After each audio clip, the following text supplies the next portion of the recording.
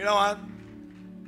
I know some of you here, you're going to celebrate Christmas with full of parang maybe sadness, because sometimes Christmas is a highlighter of feelings, right? Pag masaya ka, sobra kang saya. Maybe you have the blessing, you have sinagot ka ng liligaw mo, I don't know.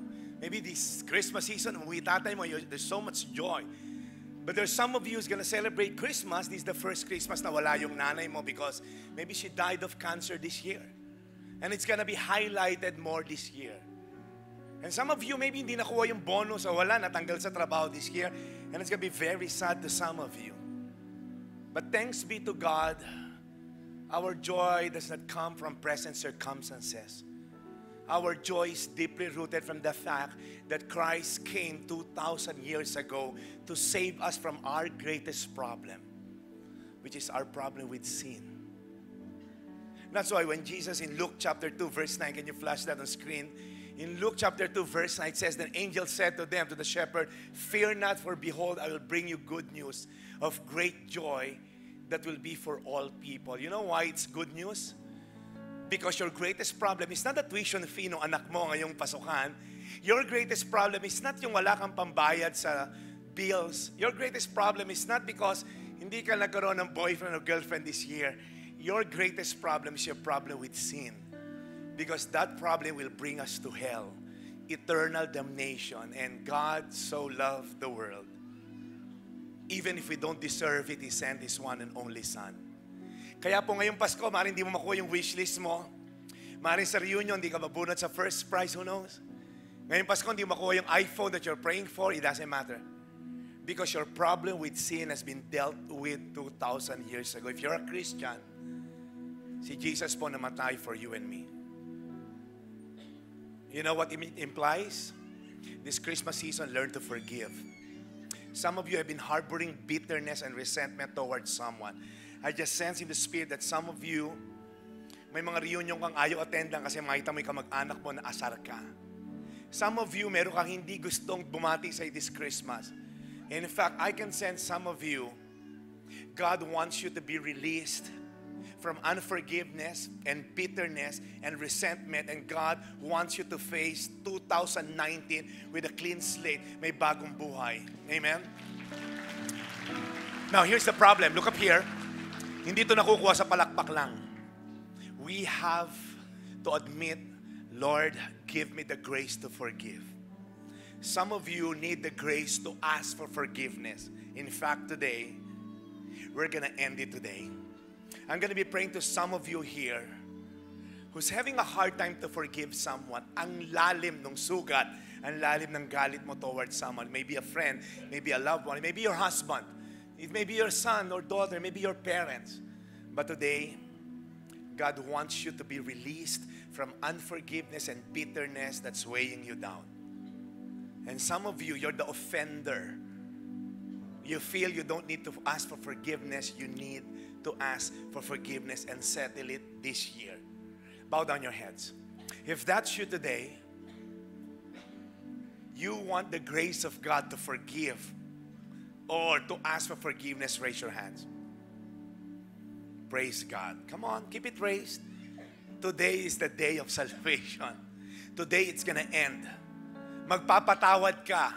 Hihingi ka ng tawad. Tatapusin na natin lahat ngayon yan. Because God will give you the grace to say no to sin and stop harboring that bitterness. Lord, you see these hands. Christmas is all about forgiving us from our sins.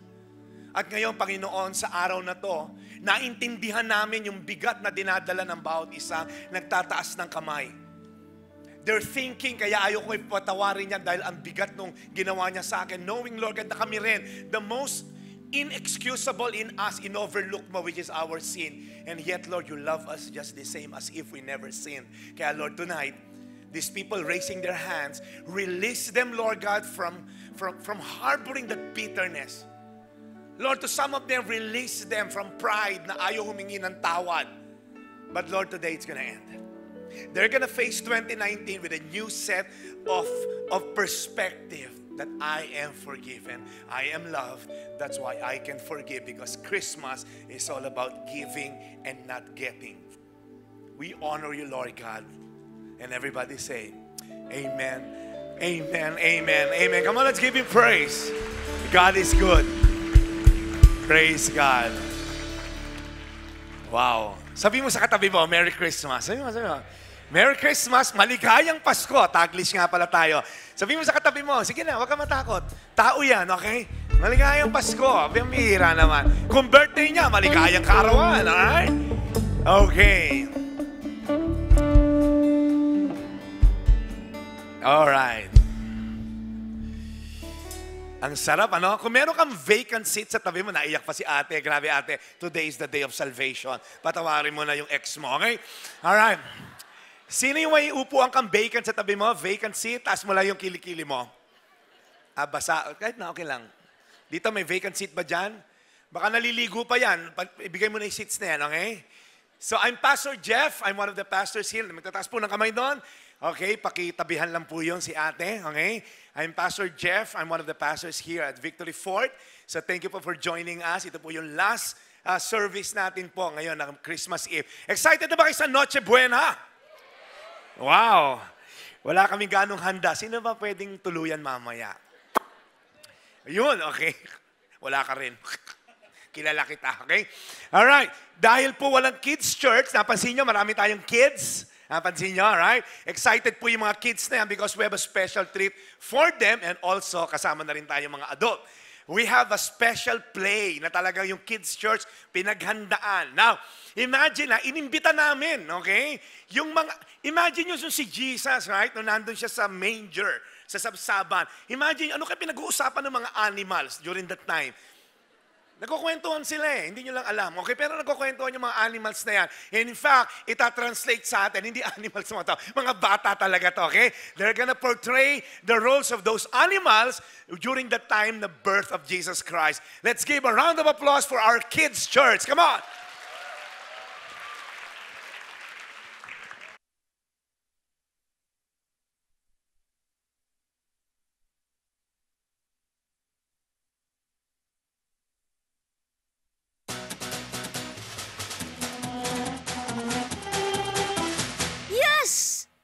Will you stop it, Sherwin? This is serious. Why are you being such a killjoy? Can the sheep have his fun?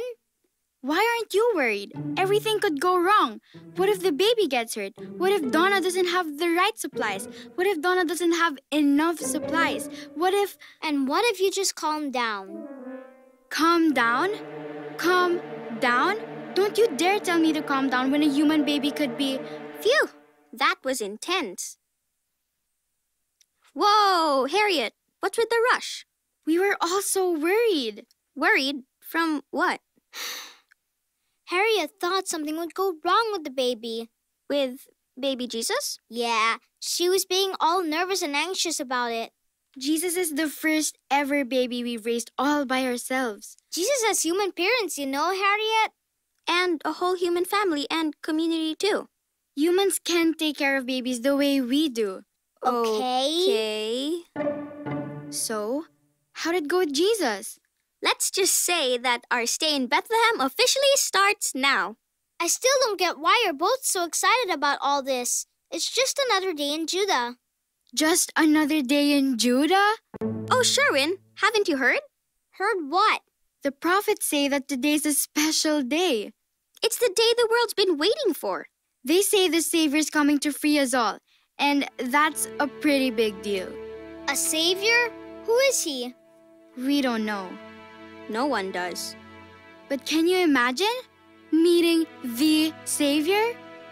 The Savior, huh? I wonder what he's like. Just who are you? What would you do for this world broken in two? Oh, dear Savior, would you love me too?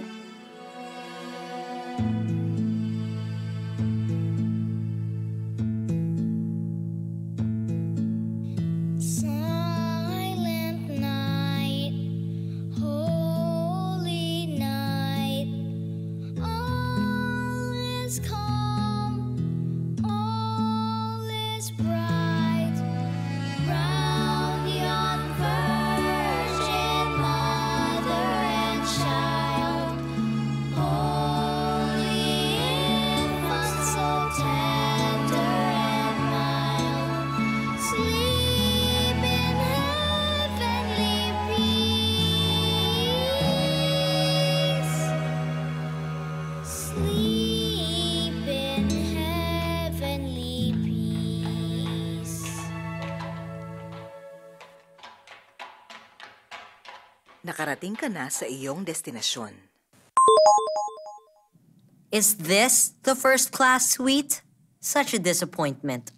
Excuse me? Hello, I'm Donna. And you are? Charlie, the wisest camel in the East.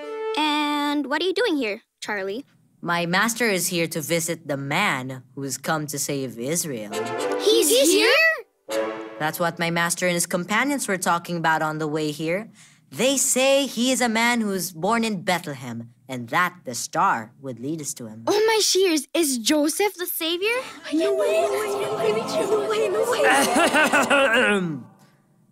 If you would just let me finish, I would have told you three that my master said they'd observed the star in the eastern sky that signaled his birth. Which means... Which means that the Savior was just born. Is there a baby in this place by any chance? You mean Jesus? Are you saying Jesus is the savior? I don't know who this Jesus is, but if he is the newborn that the Eastern Star is for, then yes, we are here for Jesus. I can't believe it. Jesus is the savior. Yeah. Wow. Our little Jesus. The savior. Yes, well, I was the one who helped deliver your little Jesus, a worthy gift for the King of the Jews. Who cares what you gave? Excuse me? Who cares what you gave? Jesus is the savior. Yes, we already know that. So what? He's just a baby. What can a baby do? He won't be doing much saving in those diapers of his. Do you even know why Jesus is here? No, but I assume you're going to tell me. You may have given Jesus a grand gift a king deserves, but no gift we give can ever compare to the gift God's given us. The gift of life? More than that, the gift of eternal life. This gift lasts forever. He is the greatest gift. And now we finally understand there's just one greatest gift.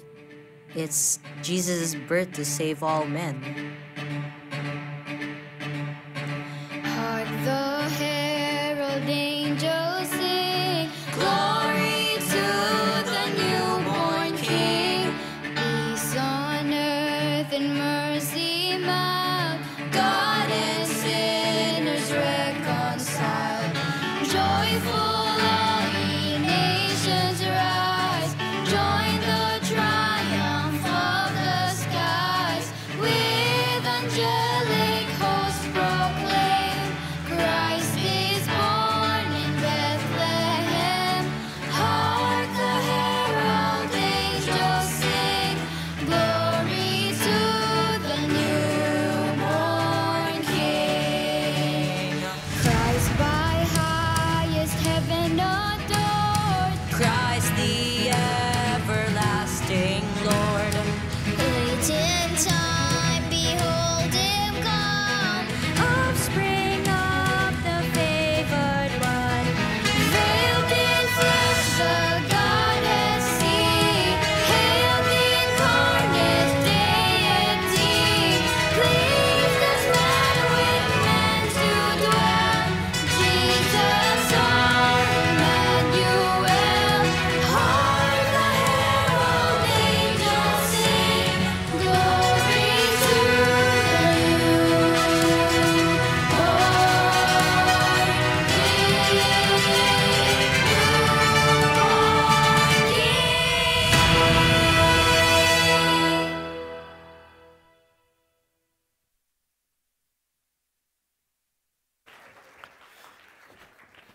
Thank you so much, Kids Ministry. Pwede ba natin silang palakpakan ulit?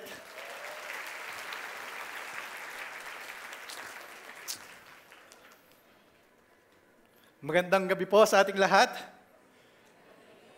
Mukhang di maganda ang ating gabi. Tingnan mo yung katabi mo, di ba? Ang ganda at gwapo niyan. Di ba? Suot na ang pamasko, ibang ngiti. But to tell you honestly, you all look great tonight. Right? Tingnan mo yung katabi mo. Sabi mo sa kanya, you look great tonight. Batiin mo na rin, Merry Christmas! Again, good evening po, magandang gabi. My name is Brian. I'm one of the pastors here in Victory, and in behalf of Victory Fort, yung leadership po natin, yung pastors natin, and admin here in Victory Fort, we want to greet you a Merry, Merry, Merry Christmas. Maligayang Pasko po sa inyong lahat, and in few hours, we'll be celebrating Christmas, yung Noche Buena natin, and maybe some of us here, sabi nga ni Pastor Jeff kanina, iniwan natin yung niluluto natin, and maybe some of us here, may iba't iba po tayong tradition kung paano natin celebrate yung Noche Buena natin. Yung iba siguro sa atin, magbubukas muna ng regalo bago kumain. Yung iba naman, kakain muna bago magbukas ng regalo. Or yung iba naman sa atin, papatulugin muna yung bata, tapos kinabukasan, magbubukas ng regalo. Diba? Naalala niyo po nung bata kayo, diba, na pag Noche Buena, parang hindi pwedeng hawakan ng pagkain hanggat hindi nagte-12 midnight.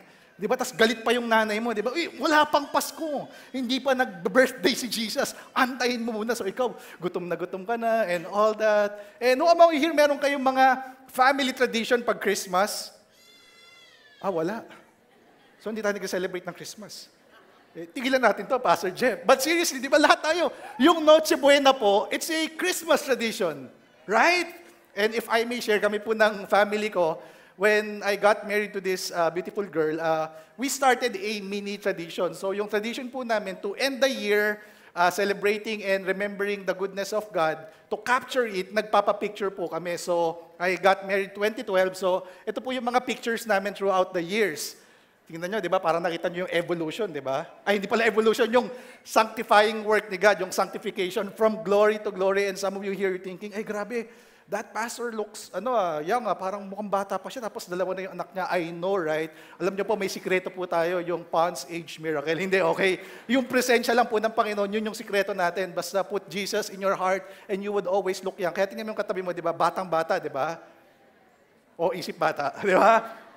And those pictures po, in every picture, somehow, meron po kami mga stories na we can remember, yung naalala namin, yung ano bang pinag-awayan pa namin, anong susuotin namin, anong kulay, saan tayo magpapapicture, magpapasko na, wala pa tayong family picture. That's why, if I may confess, okay lang ba may confession? Maybe some of you you're thinking, okay, 2012, 13, 14, 15, 16, 17, bakit wala pa yung 2018? Kasi po yung 2018 namin, kanina lang po namin nakuha yung picture.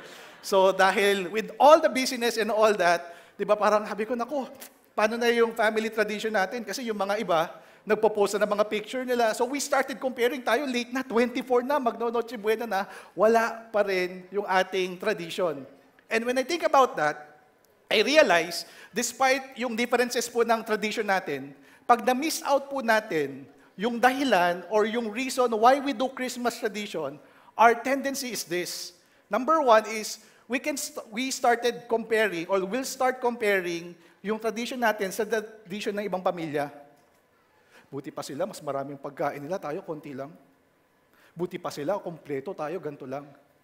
And don't get me wrong, comparing is not necessarily wrong, pero somehow, when you compare your own family tradition to the tradition of other family, ang nangyayari po, hindi mo na na-appreciate yung mga bagay na meron ka. Nagiging ungrateful tayo. So what happens is this, when you compare yung family tradition mo, you'll start complaining. Masyado na tayo nagiging technical. Naku, wala pa yung ganto, wala pa yung choco baterol, wala pa yung hamonado, wala pa yung lechon. Paano na lang itong reunion natin mamaya? Wala pa si ganto, ganyan-ganyan. So parang, ano ba yan? Nagre-reklamo na tayo, right? So parang feeling natin, this is not the perfect Christmas kasi wala yung mga ingredients natin sa mga tradition natin. So what happens is this, you compare, you complain, and the worst thing that can happen is you compromise. Para lang magawa yung Christmas celebration and tradition, just to go with it, kahit wala na yung puso mo, kahit alam mo yung parang hindi ka na masaya, dahil napipilitan ka na lang, sige, just for the sake of the tradition, let's just do this. Exchange gift, di ba? Parang ikaw, hindi ka na excited. Nung bata ka, ang saya-saya mo, di ba? Bakit? Lahat ng regalo natatanggap mo, pero nung tumanda ka, lahat ng regalo papalabas sa'yo. Gulat ka, di ba? Ate ka lang, inaanak ba kita? Ha? Kaninong nanay ka, di ba? Parang, pati yung kapitbahay mo, tapos ninong, ninang, di ba? Right? So what happens is this, because of those traditions, dahil hindi natin nauunawaan yung reason, we compare, we complain, and we compromise.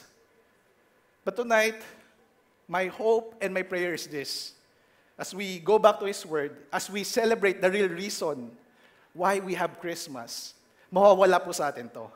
So the question is this, how can we keep Jesus as the center of this celebration? Allow me to share this one verse, Isaiah 9:6. It says there, "For to us a child is born, to to us a son is given, and the government shall be upon his shoulder, and his name shall be called Wonderful Counselor, Mighty God, Everlasting Father, Prince of Peace. This is a very powerful verse. Maybe some of us here, na-encounter lang natin itong verse na to pag Christmas. Di ba makikita mo yung kumare mo, magpo-post sa Facebook, tapos nandun yung verse, Isaiah 9:6. Ay, ang saya, that's the Christmas message, right? But did you know, when Isaiah was prophesying this, when he was declaring this was 700 years before the fulfillment of the promise. 700 years before the incarnation of Jesus Christ. But what's interesting is this, he was declaring, for to us a child is born, to us a son is given. Anong ibig sabihin niyan? When he was declaring this, it's as if in few days, darating na yung Messiah. In few months, darating na yung Messiah. Nag-gender reveal na, baby boy. And who among you here, yung mga married people dito, di ba, nung nabuntis yung wife mo, you needed to make sure, kailangan 2 guhit muna, positive, 3 PT yung tinry mo, nagpa-ultrasound kayo, pinacheck mo sa doktor, okay yung heartbeat and all that. And for you to say to public na may baby ka, kailangan you make sure na talagang may baby ka. Few months yan, or on that day na pinanganak na, hey, may baby boy na ako. But for them, for the people of God, 700 years pa bago ma-fulfill to. And what's even more interesting, matindi po yung pinagdadaanan nila. They were, kumbaga, under another nation, yung people of God, yung mga Israelites. But they were looking forward to the coming of the Messiah. It gave them hope, assurance, and security. What's the point? If in their time they were looking forward, in our time today, if we want assurance, security, and hope, we remember and look back to the coming of the Messiah. That's why what we need to understand is this. Christmas is commemorating the coming of the Lord Jesus Christ. To commemorate is to remember, to celebrate. Ang galing nga ng ginawa ng Panginoon, di ba? Sabi niya, yung idea ng communion, every time you would partake this bread or eat this bread and drink this cup or from this cup, ano sabi niya? You proclaim the Lord's death until He comes. It's in the form of eating and drinking. If there's one thing na hindi natin makakalimutan, lalo na tayo mga Pinoy, yung pagkain, di ba? Mamaya, paramihan tayo ng pagkain. Maybe yung iba sa atin, naganda tayo ng steak, lobster, shrimp with mashed potato on the side, di ba? Tapos dadahan-dahanin mo pa yun, medyo medium rare pa, di ba? Tapos lagay mo ng onting salt and pepper, nagutom kayo bigla, no? Or maybe yung iba sa atin hindi makarelate kasi medyo traditional tayo. Gusto natin yung lechon, hamon de bola, keso, pandesal, choco baterol, di ba? Yung ginagano mo pa, di ba? Uy, nasira. Right? Kaya ngayon ba sa atin, pag nalaman natin yung kamag-anak natin, kapitbahay natin, maraming handa, minsan ang feeling natin, teka lang, ang konti ng handa natin, wag na tayo maghanda, parang hindi magiging masaya. Makikain na lang tayo. Kagaya ni Pastor Jeff, di ba? But let me tell you this, it doesn't matter kung ano yung handa mo, marami, konti, mamahalin, magarbo, no. Christmas celebration is not measured by the food that you put on the table. Kahit siomay lang yan at rice, talo na yan. Bakit? Every time you would eat and drink, you are commemorating the coming of the Lord Jesus Christ. We are celebrating His life, death, and resurrection. Sabi mo sa katabi mo, anong handa mo? Okay lang yan, di ba? Now, going back to the verse, anong sabi dyan? And His name shall be called Wonderful Counselor, Mighty God, Everlasting Father, Prince of Peace. I like this. Why? Names are given to set the destiny of this child or a person, right? Or maybe names would somehow best describe this person. Di ba? Parang ngayon, reunion tayo. Di ba? Pag nakakalimutan mo yung pangalan ng isang tao na to, naaalala mo yung ginawa niya. Ako po, meron akong pinsan. Minsan nakakalimutan ko yung pangalan niya, pero dahil malakas siyang kumain, ang tawag namin sa kanya si Bogchi, kasi mahilig sumibog, di ba? Or may pinsan ako, yung parang, yung dahil kulot yung buhok niya, oo, si kulot, yung ganyan. Si Pastor Jeff, tinanong ko, ang tawag pala sa kanya nung bata daw siya, Jeffoy. Sabi ko, bakit Pastor Jeff? Jeffoy, kasi Jeff Pogi. Kasi siya daw yung pinaka-pogi sa Kabanatuan. So, iba ka, Pastor Jeff. Di ba? Yun po yung ginagawa ng name. But here, alam naman natin, Jesus is the reason of this season. Pero why would Isaiah needed to describe these names for Jesus? Wonderful Counselor, Mighty God, Everlasting Father, Prince of Peace. You know why?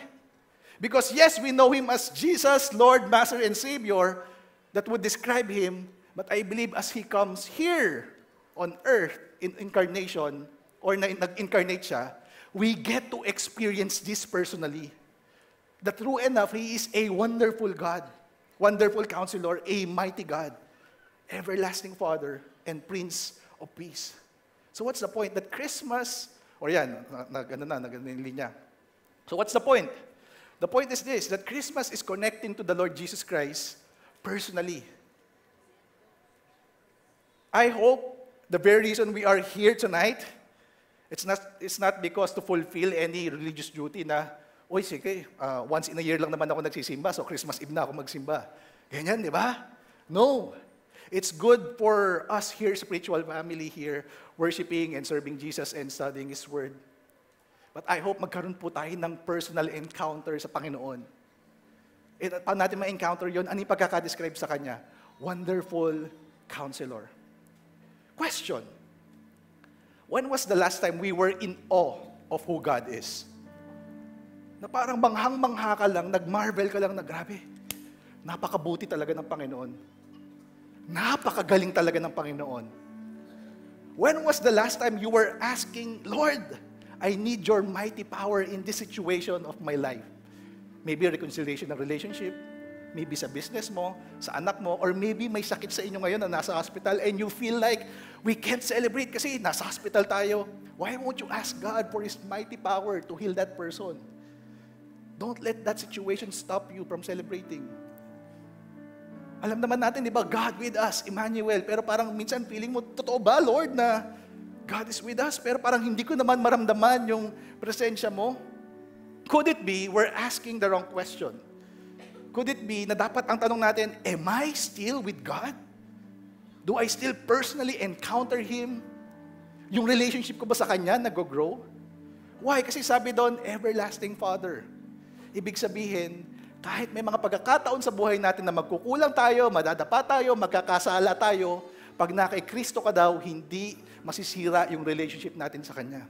There's nothing in this world can ever separate us from the love of God that is in Christ Jesus. Prince of Peace, sabi doon. Peace na hindi lang dahil wala kang problema. That word peace, ibig sabihin nun, complete, buo. So, ibig sabihin, dahil kay Kristo, buo yung pagkatao mo, buo yung puso mo. So, kahit anong pinagdadaanan mo, meron kang peace. So, again, the question is this. Are we still connecting to the Lord Jesus Christ? O mas gusto natin, connect tayo dito sa kamag-anak na to. Don't get me wrong, I'm not against any reunion. Pero sana, mas connected tayo sa Panginoon more than anything else. You know why? Because pag sobrang connected sa Panginoon, lalabas yan sa buhay natin. And ito po yung mangyayari. You would create ways to share the love of Jesus Christ. Kaya nga, di ba, pag Pasko, ano yung kanta? Why don't you give love? Galing, di ba? Alam nyo pa, pero yung iba parang di alam. Kantahin lang natin ulit, Why don't you give love? Very good. Palakpakan niyo yung bawat isa. But seriously, minsan iniisip natin, bakit? Yes, the message of Christmas is giving love, but why is it's hard to love this person, lalo na pag nag-exchange gift kayo, natanggap mo towel, picture frame, or mug, di ba? Parang bad trip ka, i-compare mo yung natanggap mo sa natanggap niya, tapos ngayon magre-reklamo ka, wag na tayo mag-exchange gift to the point na, ayoko na. If love is the message of Christmas Day, why can't I feel it? Why is it's hard for me to share it? Again, going back, you need to commemorate, you need to stay connected so that you could create ways to share the love of Jesus Christ. Why? Because in 1 John 4:19, here's what the Bible says. We love because He first loved us. Dito nagsisimula ang lahat. Kailangan maging totoo muna sa buhay mo yung pagmamahal ni Kristo.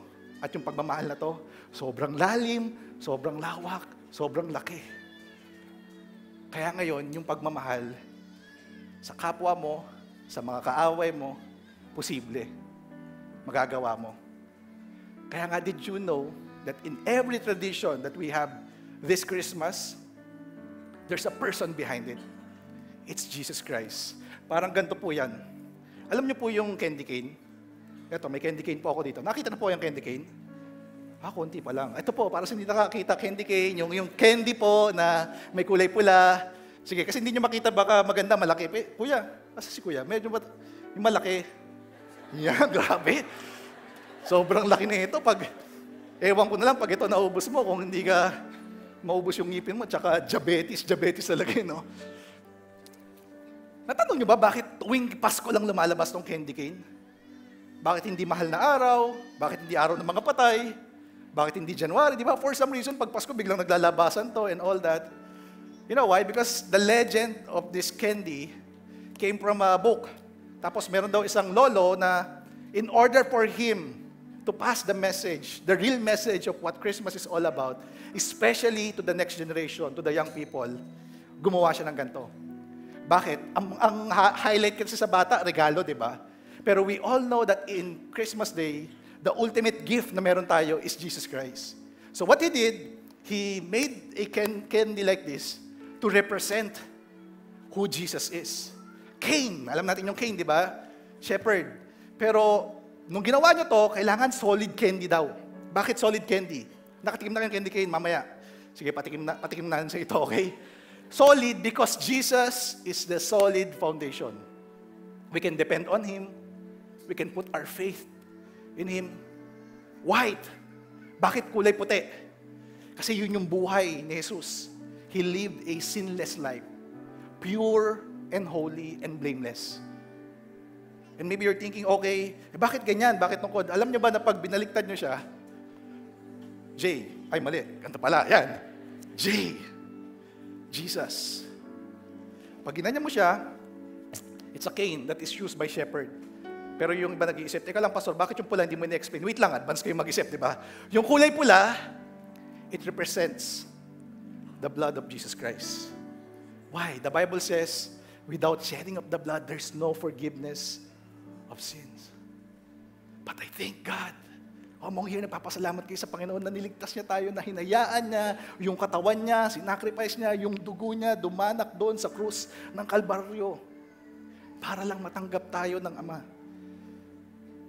That's why when we look at this serves as a reminder how valuable you are, how we are to celebrate Christmas.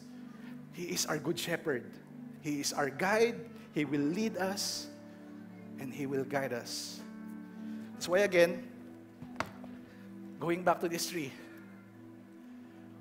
ano yung mga dahilan bakit mo i-compare yung celebration mo ngayon this Christmas? Mas masaya yung Pasko dati kasi kumpleto kami, kasi maraming pagkain.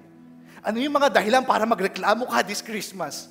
Ang ulan naman dati, ang saya pag Christmas, makakapaglaro, wala nang ganong paputok, parang hindi na masaya. What are the things that you're doing today that you're compromising the real reason why we're celebrating Christmas? Can I just encourage you with this? Instead of doing this tree, comparing, complaining, and compromising, why won't we just celebrate the real reason this Christmas season? Why? Yung ino-offer ng mundo, it's not worth comparing to the gift that we have received on Christmas Day. And that is eternal salvation. That's why here's what we're going to do. Can I ask everyone to please stand? I'm going to take time to pray. I believe the Holy Spirit would want to minister to all of us tonight with all heads bowed and eyes closed. Lord, here we are as your people, Lord, being gathered here in your presence, holy and blameless and righteous because of your blood. Lord, ang prayer po namin, whatever things, Lord, na nagtatry mag-steal ng joy namin, na maging grateful lang kami, na maging mag-celebrate lang kami, Lord, I pray even right now, God, that you would release us, Lord. Alisin mo po sa isip namin, sa puso namin, yung mga bagay na nagnanakaw ng real reason why we can celebrate Christmas. And Lord, you would replace it with your truth, Lord. So even right now, God, I ask, Holy Spirit, give us a new heart, give us a new mind. Refresh our perspective on how we should celebrate Christmas, Lord. That we would celebrate your goodness, your mercy, your grace, and your love In Jesus' name we pray. And everyone said, Amen and amen and amen.